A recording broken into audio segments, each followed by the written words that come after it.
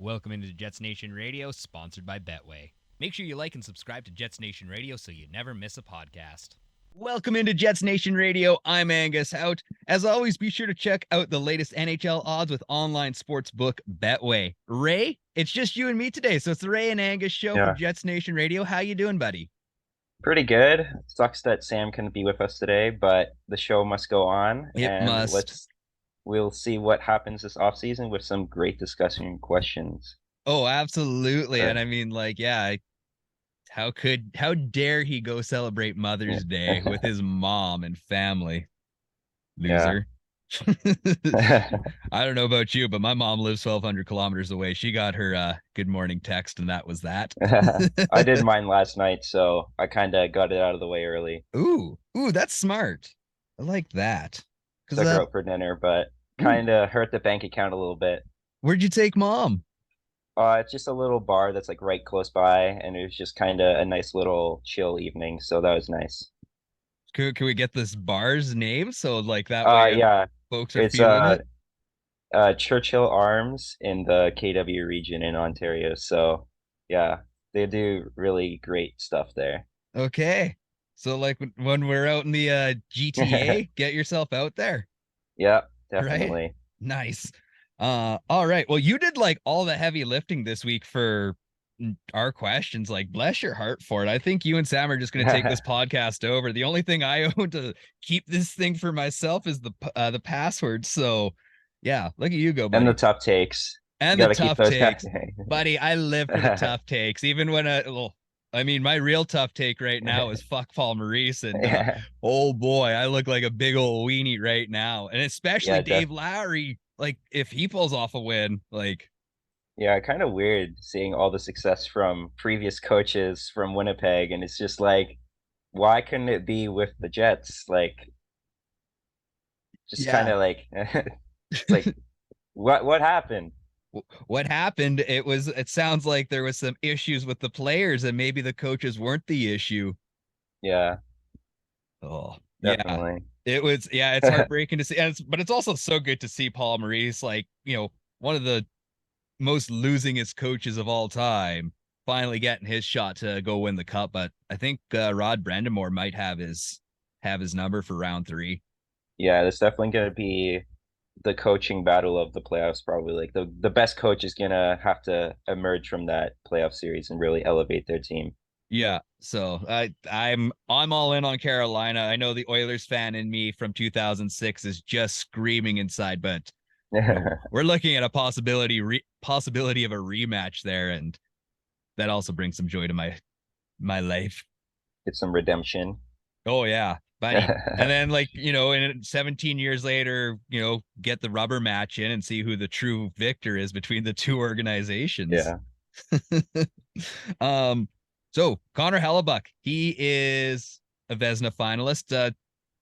You think he's gonna win? Probably not, eh? Yeah, no. I think like I'm kind of surprised to see his name in there. Like, I think he was a top 5 goalie this year, but to say he's a Vezina finalist, this guy in like he had a great year, and I just feel like there's some other names like Saros and stuff like that had really great years too. So I'm not surprised to see Hellebuyck, but like I wouldn't be surprised to not see him win either. So yeah, I've been talking to some folks about it. He's consistently like the second best goalie in the NHL. Yeah.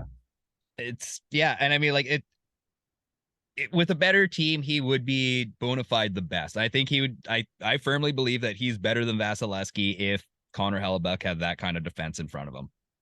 Yeah, I think that goalies like that, like it's hard to like compare the goalies like when they only play for one team and have different types of structures and defensive players in front of them. So like if you swap Vasi and Hellebuyck, are the results going to be better for Hellebuyck, worse for Hellebuyck? Is kind of hard to it's hard to compare goalies to begin with. Mm-hmm. So, but Hellebuyck as a top 3 goalie, I would not argue against that. Yeah, you'd be a fool to argue against that. And it's like, I love the comment sections. Oh, Hellebuyck's the issue with this team. Is like, who are you going to replace him with?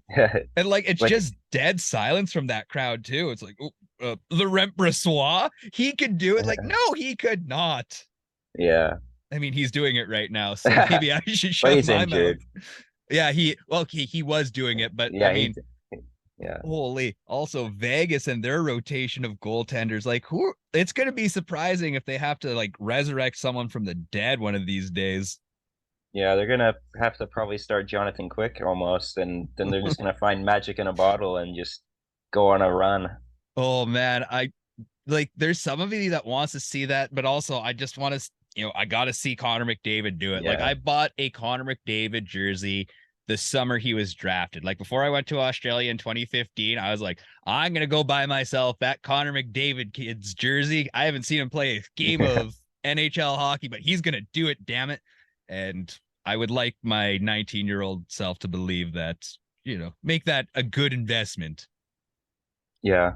Maybe I should do the same thing with Bedard for Chicago. Oh, buddy. That I'm so mad about that, but Yeah. I'm even angrier about the fact that there's NHL executives that are like, it's rigged, it's rigged. It's not Yeah. rigged. Just blows my mind. Like Chicago is the last place they wanted Bedard to go to. Yeah. But it's also probably good for the NHL too to have a superstar in a major Original Six franchise. So it may be like the team that like didn't deserve him the most, but for the growth of the game and just like it's not like Chicago didn't need him either. Like it's not like Chicago was a great team, so it's not so far fetched to say the third worst team wins Bedard. It's like if Chicago was like 11th place and won the lottery, like maybe some eyebrows could be raised on that, but I don't think it's rigged, or I think people are just kind of finding ways to pick point Chicago and all the controversy that surrounds them. Throwback to Patrick Laine and the Jets getting him when they were like had like no chance of getting him. Uh Yeah. love that. But no, like was kind of rooting for Arizona to end up with Bedard. Like I would love to see, like we rip on Arizona, but I would love for them to legitimately get a chance to grow, to see if that is a real hockey market, because they've never had a great team. And the year that they went to the Western Conference Finals, I think that was 2012, it seemed like they were a bit of a buzzing team down in Arizona. And if they had kept up that success, let's say they get past Chicago in 2012 and they're Stanley Cup finalist, well, maybe the history looks differently on the Arizona Coyotes. So I was rooting for them, but sucks that they are, yet again, that shitty team. Yeah, it's kind of like Seattle in a way where it's like they're a team that like I don't remember that Arizona team like off the top of my head, but it sounds like that team was a lot of just kind of committee, like it wasn't like one like bona fide star that was kind of leading the way, but a team that just kind of worked as a team. And it Yeah. kind of reminds me of Seattle where it's like you don't really expect them to go on such a like deep run, but then like they kind of just catch teams off guard with how kind of connected they are. It's nice to see teams that you wouldn't necessarily expect to succeed like that. Yeah. I mean, even Tampa Bay, the first year that they won, that was fun to watch them. Like you had Steven Stamkos out of it, and he came in just to play one shift, scored that one goal and left. And it's like that was a Yeah, team you're like, yeah, they can do it without their captain because they are just that committed, blah, blah, blah. yeah, And I just wanted to believe in that team. Second year of Tampa Bay can kick rocks. We all hate them. But yeah, I get that, but I remember Mike Smith leading the charge with Arizona in 2012, and like that guy became one of my all-time favorite goaltenders because he just plays the puck so recklessly. My dad and I were joking the last time I saw him that Mike Smith would come out of long-term injury reserve for the playoffs and take care of Jack Campbell and just win it for the Oilers. So yeah. He's very. The only thing I can remember of Mike Smith or like is just that goal he led up from like the blue line in the playoffs, and then like had the interview after the game where he's like, "Oh, I guess I can laugh about it now. I didn't see it." I'm like, "Ah, this guy is like, I don't understand how he can be so like inconsistent. Like I think that like and then he's just so like he's like good one game and then he's just going out and skating all the way to center dots to like he's just I think that Mike Smith is the definition of an adventurous goalie I love right it. there. I Yeah. I think think it was Gary Salmon and I was watching. Like, I feel like he's kind of that reincarnation of it. I know it's one of the Jets goalies with the Moose. It was one of Yeah. them that kind of has that wild style. I was like, ooh, I hope you get really good at that. Cause like, I don't know, like imagine like, you get a guy who's willing to make passes up the ice and Rutger McGrory's going down. Like, I don't know. I kind of want to believe in it. Yeah. Yeah. Well, speaking of rookies, like, so Jets are what, choosing 16th, 18th? 18th. 18th. Like, are we feeling good about this draft, or what do you know? Because you seem to be a good Yeah. prospects guy. I'd say that like 18 is right around like a really great pick because there's a lot of there's a lot of variance in drafts always, and with how deep this draft is, there's so many different players that are different on some lists. Like someone might be top five on someone's list, and someone might be like in later 20s. So you're definitely gonna get a player that is gonna be impactful. And since this draft is compared to 2015, just look at that first round of the 2018 draft. You got late players like Travis Konechny going, and it's just like there's a lot of room to be excited for Jets in the draft too, especially with if they go into a direction of kind of trading for more future assets. There could be more first round picks included in that. So I think that the Jets should be pretty happy with having the 18th pick, even though you'd really idealistically want them to have the 32nd pick, but can't always have nice things. Why the 32nd pick? Because then the Jets have won the Stanley Cup, so Oh yeah, okay, I got you. Gotta explain the jokes for me, apparently. Who? uh, do you like the Jets? So I heard somebody saying like the Jets should be targeting a defenseman right now, and it's just like, do we need another defenseman? Like, there's already such a logjam. Like, imagine if you have a guy that's ready in 2 years. Like, you've already pissed off Ville Heinola. Do you really want to piss off another young, great talent? yeah, I don't think I think that they should just go for the best player available regardless of position because that's how, like, if you go in expecting to draft a defenseman, you're often led to picking a player that you wouldn't like pick, like say someone drops from the top 10, like Kyle Connor did in 2015. And then you say in 2015, they're like, oh, we're going to draft a defenseman and then miss on Kyle Connor. It's like, you can't really go in expecting a certain position. You just kind of have to hope that the player that you do draft is someone that is the best player that is available at that time and someone that you can foresee into the future of the team. Yeah, totally fair. Like, I guess that's a great way to look at it. I mean, could you imagine if the Jets could pick twice in this draft? Yeah. Because, like, I mean, there is that real possibility with Pierre-Luc and others. Yeah. So, like, do you think we're going to see some action at the trade, or is it, Cheveldayoff is just going to hold pat and we're really going I to see a run it back? I think that there could be trades at the draft, but I think like the main one, like I don't think there's going to be many, but I think the main one would be Dubois if he is going to be traded, because then you don't have to deal with qualifying him, going through arbitration, and all that kind of mumbo jumbo stuff that we'd have to worry about. So Florida's pick, since they beat Toronto, is at pick 29. So I feel like Montreal, even though they're kind of rebuilding, I feel like they'd be more apt to trading pick 29 than previously it was at pick 17.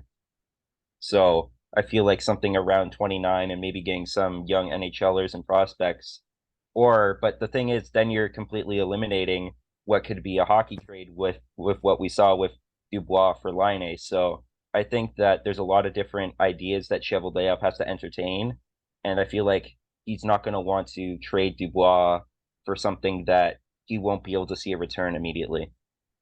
Yeah, like, I mean, like, everyone still thinks this the window's open with the Jets. And I mean, if Connor Hellebuyck is sticking around and Gord willing, he sticks around in Winnipeg, because otherwise, I don't know how the future looks. But yeah, it's I guess I don't know where I was going with that, Yeah. but yeah, yeah, Connor Hellebuyck has to stick around, otherwise the Jets are kind of toast. And Yeah, I would like to mention about that, like with the kind of hockey trade where you see a team like Toronto where you see their kind of collapse in the second round and you see them saying like, oh, we should shake up like their core 4 or 5 players. You could always have a hockey trade there where you're trading Dubois and maybe some other asset like Dylan out or something like that. and you get back one of their core four like Nylander or Marner, or kind of work a trade around there where you're not really making your team worse, but you're kind of exchanging different players where you have opportunity to both teams to kind of change up something to make both teams better. So with like let's just talk Toronto. Let's just say we piss off Pierre-Luc because Shovelday can trade him. We got a good contract in place. Which of those core Toronto players do you think would come back and be a best fit for Winnipeg? I'd think it'd have to be probably Nylander or Marner. I'd say Nylander is probably cheaper to acquire since he has less term, but he also has a more affordable contract. But if they swap there, like I think Toronto would really need basically Dubois, where they need a physical kind of center that can just kind of do everything. Mm-hmm. So I feel like they would least likely want to trade Nylander, but I feel like he might be someone that they swap out for Dubois. They probably have 1 year, and then they're both probably like thinking about UFA. So it's kind of like you swap them for each other and you kind of make that change and you hope for the best almost. Yeah, I mean that's totally fair. Like my bid would be for Marner. He's the right, Yeah. yeah, like right shot, and Yeah. Both of them are right shot. they are both right shots. But I mean, Yeah. yeah, just give me Mitchie Marner. Everyone hates him in Yeah. Toronto. He'd be loved here in Winnipeg. I probably maybe guarantee it. Actually, maybe not. Yeah. I only mentioned Nylander because I feel like Marner, they'd almost want like Dubois and the first round pick for Marner or something like that. So I think Really? it like yeah, because he has that extra year on him. He has 2 years left rather than 1 year. Hmm. And like being a Selke finalist, almost 100-point player this year, I feel like Marner is someone that may be more expensive to acquire. So, but it also depends on if they want to trade Marner rather than Nylander. So, Yeah. Well, I mean, the way that Leafs Nations kind of run out Marner, like I think you can almost swindle them into kind of a crappy trade. Maybe it's Dubois and a fourth or something like that. I mean, yeah, a definitely. man can Like, dream, right? yeah, it's definitely not super unrealistic, but it's not some like it all depends with what Toronto does. You don't like we don't it's kind of like the Jets where you don't know what they're kind of going to do yet, so it's kind of like you're kind of speculating on what they should do and like what the Jets should do, and it's kind of aligns with each other where we need to move out Dubois, they probably need to move out one of the core. That kind of happened with Dubois and Line, where Dubois wanted out, Line wanted out, and then you kind of found something there, but it's kind of it's definitely going to be tough to see because with Dubois in Montreal, it's kind of tough to ignore that kind of storyline. So it's Yeah. definitely something to see come draft time.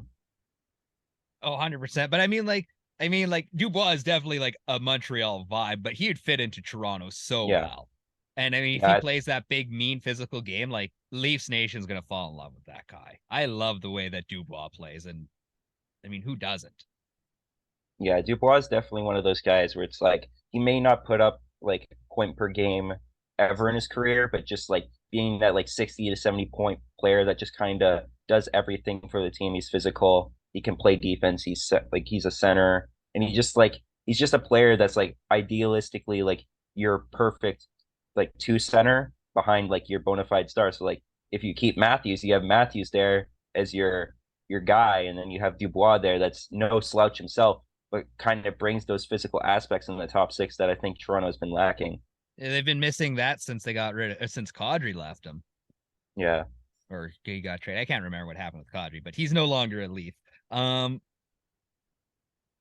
Blake Wheeler and Hellebuyck, obviously, like Blake Wheeler's King Clancy and Connor Hellebuyck for Vezina. Is there another Jet that you'd like to see win an award? I think I'd love to see Kyle Connor win the Richard. I think that like we saw it last year where he scored 47 goals. Like he definitely has the skill to be able to do it. You just kind of have to have the right circumstance to do it.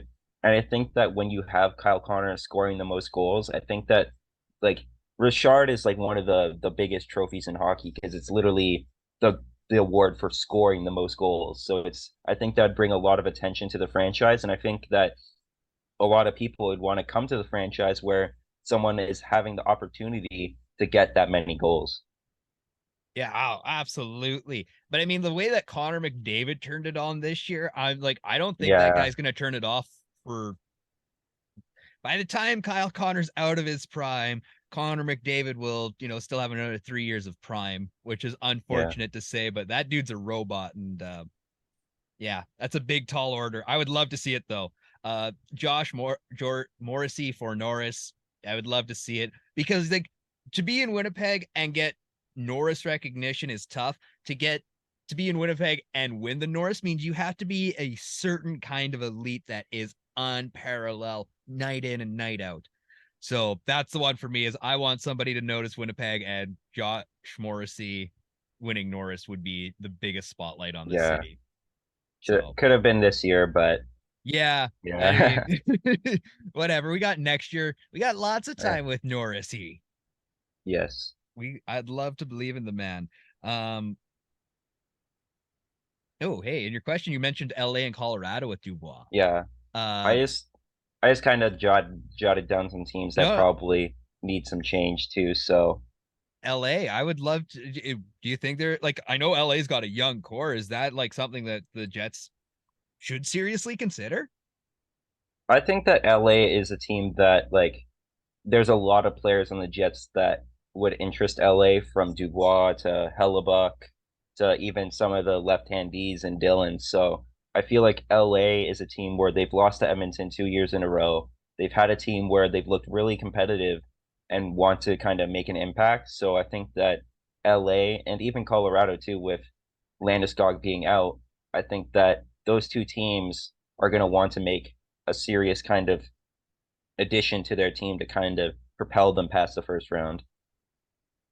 Yeah, isn't Colorado's core or like their cupboards are fairly bare at this point. So if they were gonna like what are they really gonna be able to move at this point? Like I don't have anything pulled up, but I thought they kind of went all in again this year to push for a cup. Yeah, they like it would be very kind of futures based. It would be kind of like first round pick. And then they have one like intriguing forward that's on the roster in Alex Newhook, who was part of their Stanley Cup winning team, but has kind of been like a 30-point center at like 22 years old. So it's like, would you like he may be part of a deal where you acquire him with like a first round pick and then you might be able to see like him boom into like a 50, 60 point player as well. That'd be sweet. Yeah. Well, I appreciate that knowledge. Yeah. Um, North Bay was eliminated from the OHL playoffs. We got one last prospect remaining with the Winnipeg Jets. Who would you rather see, the Winnipeg Ice or Brad Lambert see success?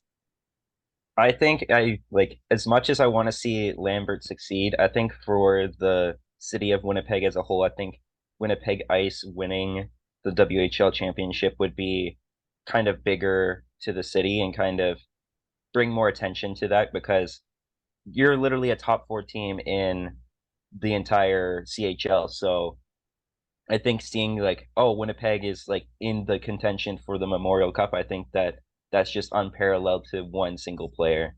The only thing with the Ice though is this is their last season in Winnipeg. They don't have a big enough rink, so they're moving. So it'd be fantastic to see them win at Canada Life Center just to like have that one last big hurrah. So I'm rooting for him, but I'm kind of all in on Brad Lambert. I want to be like, hey, look at this guy. He's got pedigree already. This guy's a champion. He can bring that to the locker room. Yeah, definitely. Like, So, and with him being at center too, it's like you're really being able to see Lambert that really elevates his game when the games matter most. oh man, like what is he at this point? Like he's putting up unreal numbers. I think he's at like 26 points in like 13 games or something like that. It's like Disgusting. something really disgusting. I can find it real quick. He's got 23 points in 14 games. He had 2 goals in the last game with a breakaway goal. So he's definitely more assists than goals, but I think that he is done very well in the WHL, more than what we could say for what we kind of expected. So I know this is like this is obviously dumb because you talked about it earlier, but like should the Jets be looking for like a bona fide goal scorer? Because like isn't Rutger McGroarty more of an assist guy, like playmaker with the same thing with Lambert? Like Yeah, I think that Rutger is kind of like one of those players that like he can score goals. Like he scored 50 goals in his draft year. So like he's definitely someone that can score goals. Same with Chaz. Chaz can score a lot of goals. But seeing it like the main issue is will we be able to see those goals translate into the professional level of hockey? So I think that the Jets are going to want to draft or acquire players that are kind of proven goal scorers. So someone that may not be like they might not be the best player in the draft, but I think that goals are like the most important thing in hockey. Like you can't win without scoring goals. So I think that the player that they draft they have to be the best player available, but like they're not going to draft someone that's best player available that's like not going to be a good goal scorer that they can project. Okay, that makes sense.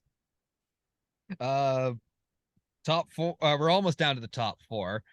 Seattle is taking it to Game 7 with the Stars. Oilers in Vegas, like it could get wrapped up tonight. Who do you want to see go to the final? I'm all for my chaos prediction of Seattle and Florida because I feel like that would just be they're two teams that both haven't won a Stanley Cup. They both have kind of had like no expectations going into this year's playoffs, and to see both of them in the playoffs where they're a team that just works so hard and just kind of have a whole team mentality, and then I think that it may not be good for the NHL in terms of like revenue and kind of advertising it, like not having McDavid in there or something like that to kind of have a storyline there may kind of affect that, but I think Seattle and Florida would be really interesting to watch because you're going to be able to see a team that has never kind of won a Stanley Cup kind of go on a journey that no one thought they would be able to go down.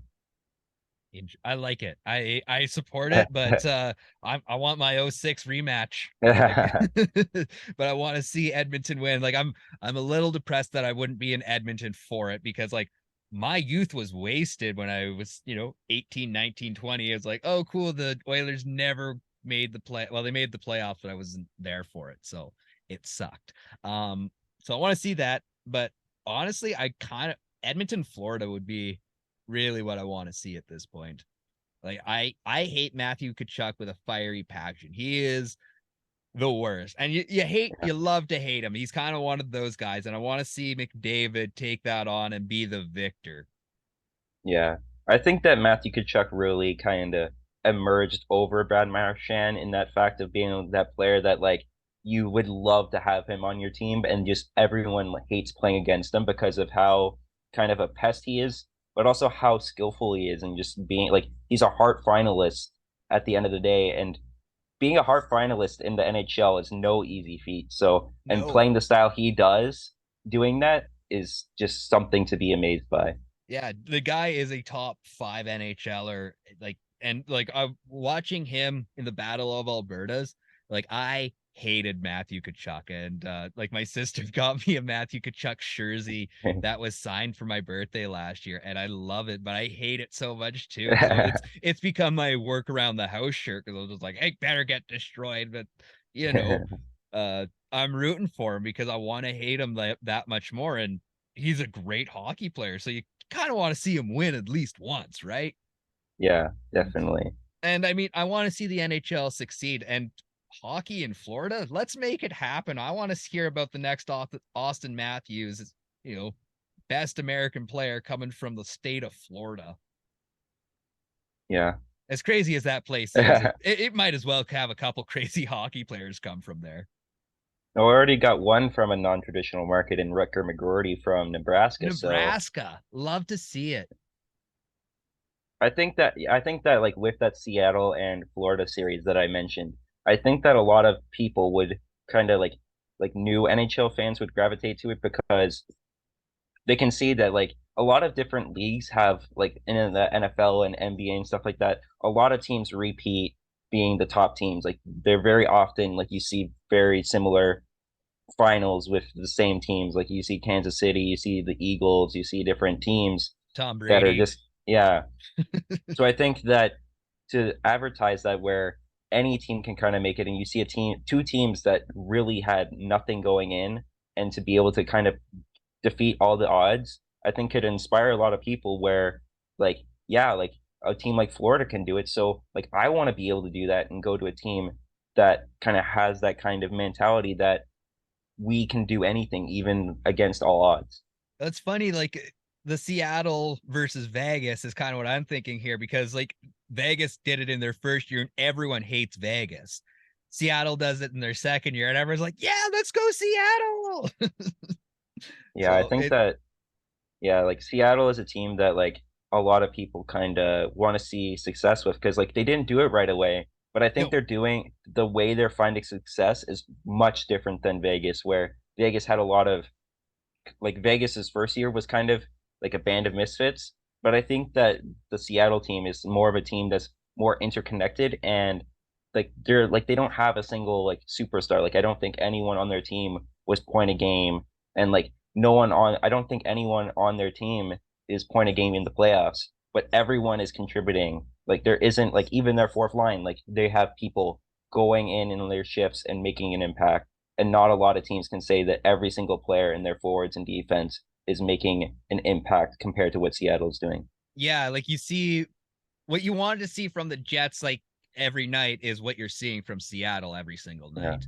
Or everyone shows up game in, game out, and even if you have to murder someone like Jordan Eberle, it's fine. Yeah. Yeah. Also, if you don't know what I'm talking about, he broke or fractured Andrew Cogliano's neck and nothing about like no suspension, no nothing. Like, where is player safety at this point? Like, I am beyond disgusted. Like Petrangelo there getting slashing Draisaitl, like Yeah. there's too I much of think this. yeah, player safety, like I think that they're kind of getting away from the game. Like Safety? I think they're trying yeah, I think they're just trying to like they don't want to affect the games too much in a way where like they're kind of getting away with what they should do in kind of creating a fair balance. So you see like someone like Petrangelo who goes in with that vicious slash that is not a hockey play and just like completely out of nowhere, and you see him get one game, and then it's like in any like sure like to make the series competitive you give him one game, but it's like with how Bunting got 3 games and stuff like that, like I think that they need to stay consistent with what the calls are instead of trying to kind of like give Appease. yeah like appease the calls or like the the amount of suspension time to make the series more competitive, because you know if Petrangelo is suspended for the rest of the Vegas Edmonton series, you're not going to hear the end about it about oh we would have won if Petrangelo didn't get suspended for that long. So it's like there's really no winning scenario, because if you give him one game, then you're kind of letting Vegas off the hook on how long he should be suspended. But if you suspend him for too long, then you're going to have a bunch of people saying, "Oh, Vegas should have won that series because Petrangelo was out for the rest of the series." So there's Yeah, really no winning in player safety. but do the right thing and be like, Yeah, hey, look, somebody straight up tried to murder a guy. Like, I'm always gonna go off of the Mark Scheifele suspension of his hit on Dane Evans. Yeah. And I was yeah, just like, 4 games, like, okay, that one seemed excessive. And I get it. Most folks don't like Mark Scheifele, so make him pay when he really does something stupid. But it's like, I don't know, if I'm gonna go hack a guy's arm with a hockey stick, I'm going away for 6 months. Easy. Like, I don't know. Petrangelo should have got 7 games. I like just firm. Like that was just yeah, assault. Assault is what that was. And I don't know. I kind of get Darnell Nurse's fight or his suspension because he technically, by the book, created some sort of fight instigation with the last 5 minutes, even though both men agreed to it. It's just dumb. You need to get a goon out of that position because yes, he's just not doing his job. yeah. I think that the main thing is like there's just no consistency. Like Yeah. you don't like there's no like you can't look at like you look at Shifley's thing and you look at Petrangelo's thing. It's like the way that the penalties are formatted. It's like they both had a severe impact, and like the play wasn't too much different, like there's like the impact of it. So it's like why is Shifley's 4 games, why is this like I wish there was an explanation on why this is 4 games, this is 1 game. Like there's no really kind of transparency of it, and it's like there's no consistency, and it's just frustrating to see because like you want to make sure players are safe, and you don't want someone to kind of incentivize injuring players because if Petrangelo does that and injures Draisaitl and only gets like 1 or 2 games, like what's stopping someone like Milan Lucic who's like getting fourth line minutes and just kind of a grinder and just kind of does whatever, doing that and taking out McDavid or something like that, and just kind of, and then you get a huge advantage. Like you take out McDavid for that much time. Yeah, you take out a star player like that. I mean, Brandon Manning took out Connor McDavid his rookie year, and it's just unreal that they let this kind of crap go for so long. I'm disappointed with it, and I hope that they figure some stuff out. And also, but kind of going back to your point of like it's going to get more violent. Well, then you have to bring in goons, and goons fight, or enforcers fight. We'll call them enforcers. And I was like listening to the local news station. They were talking about the fact that NHL enforcers, anyone with 50 or more fights or average more than 3 minutes in penalty minutes a night, those guys died 10 years younger than their peers, their counterparts. And it's like, that's awful. I love hockey fights. It's genuinely one of my favorite parts about the sport. And I know it's barbaric, but it's fun to watch, especially when it's a good slobber knocker. So I want to keep fighting in the game, but I'm also like a little bit depressed hearing that those fighters are dying sooner. And really, you don't need to have a fight every single night, but you do kind of need to make sure that you don't have aggressive fights, if that makes sense. Like Yeah. I shouldn't have to want to kill you when I'm beating you up for hitting my guy. I should, beat you up a little bit, teach you a lesson, and send you off to the box. Because there is that real possibility you could kill a guy with your fist. Yeah. I So, think that the OHL did something where where you can have like a certain amount of fights per year. mhm. And then if you do beyond that, like you can face fines and suspensions. And it's like, I don't think it's worth putting like your life on the line, like putting, or like not like that, but like kind of like shortening your life so you Mhm. can stand up for someone. So it's like, I think that they should look into like who's fighting and like kind of finding out a way where these people aren't being affected long term by fighting so much that they're like, sure, they're sending a message to the other teams often and kind of sparking their team to success, but it's like they shouldn't be kind of the like the garbage out the garbage chute where they die 10 years earlier. Like it's Mhm. like they like, I get that sacrifices need to be made to win, but I don't think that a lot of people would want to sacrifice 10 years of their life so they could have that success in their career just punching people. Yeah, that, and like uh, getting paid some of the least amount of money within the league as well. You put your body on the line, and it's such a different way. And guys, when I was watching hockey as a kid, it was big George LaRock and just beat the shit out of it someone.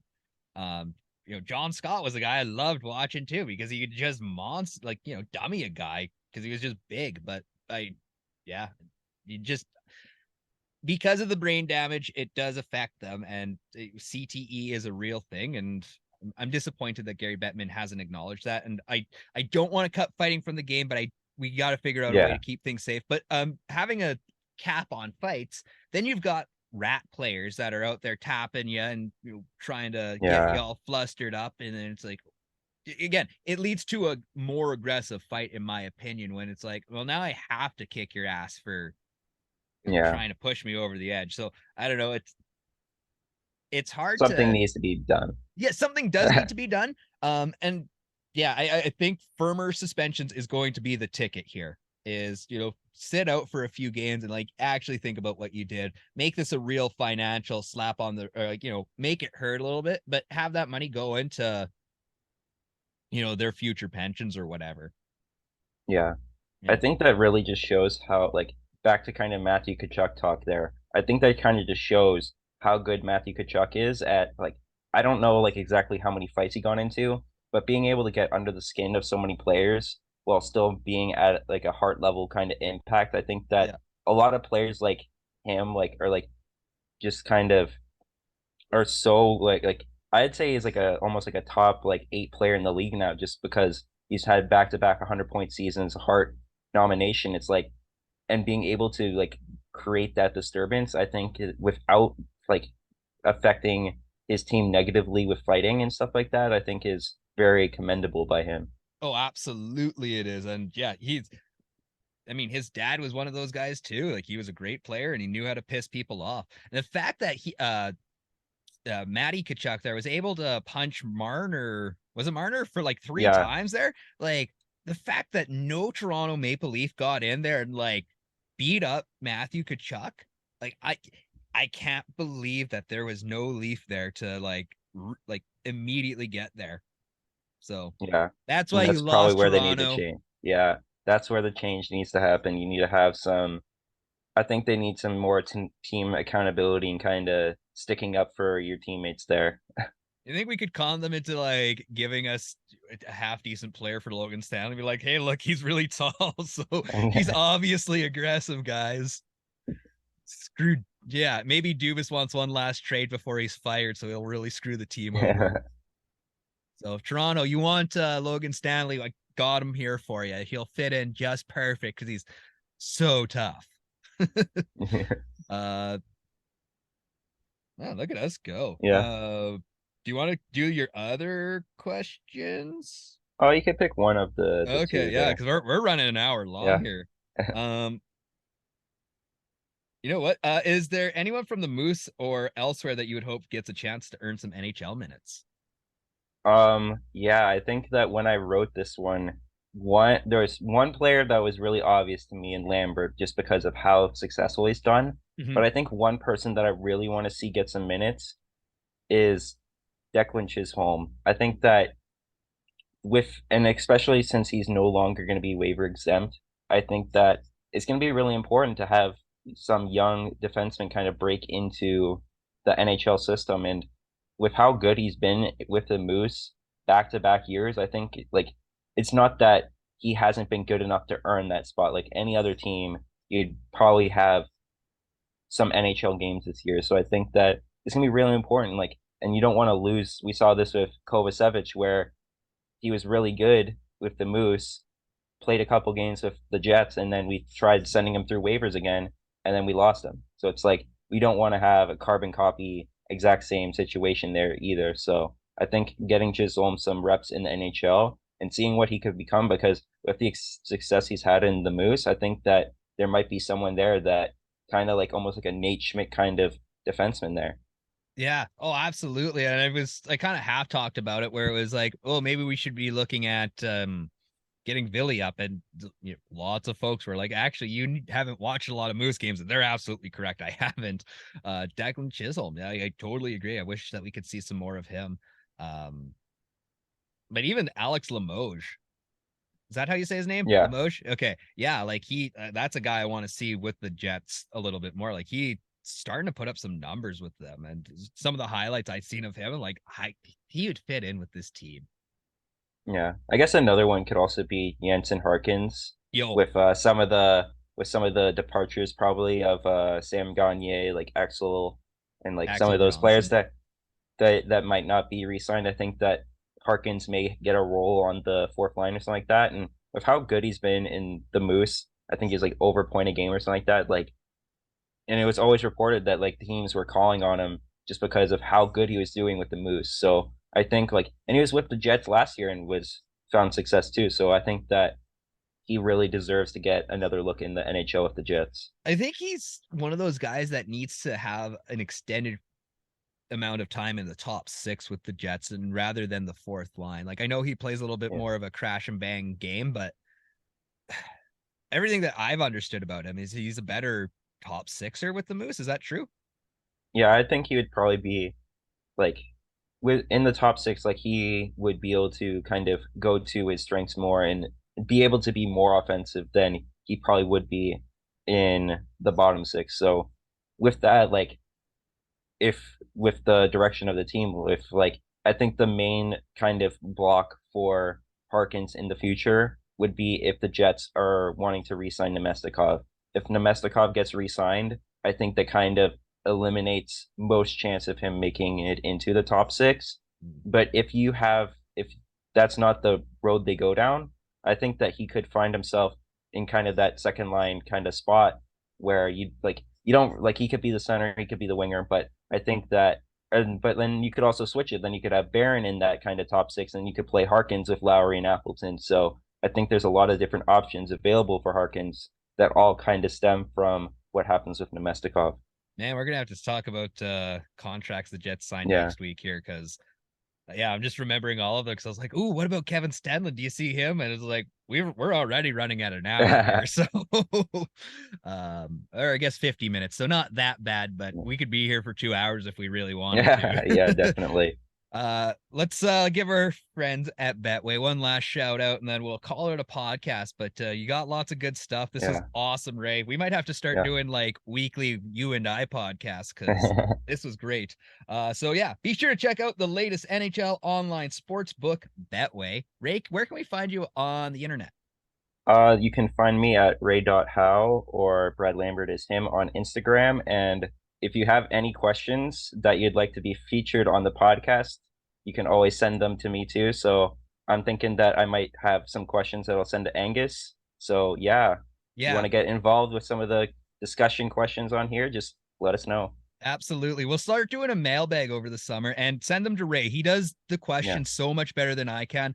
I'm just the vessel to get this thing going. You guys are the real talent here. I'm just producer Angus at this point. So yeah, Ray, you're a gem. I appreciate everything you do, and give Ray a follow. If not, I'll give you a thumbs down. Make sure to like and subscribe to the podcast while you're at it too. You can find me, Angus Hout, Instagram and Twitter. And also make sure to check out jetsnation.ca. Check out, all the social medias. Like and subscribe. You know what to do. Ray, have yourself a fantastic week. We'll be talking to you throughout the Yeah. week. Everyone else, Go Jets, go. go Jets, go. Also, go Ice, go. I'd like to see you guys win. Just for the pride of the city. Peace.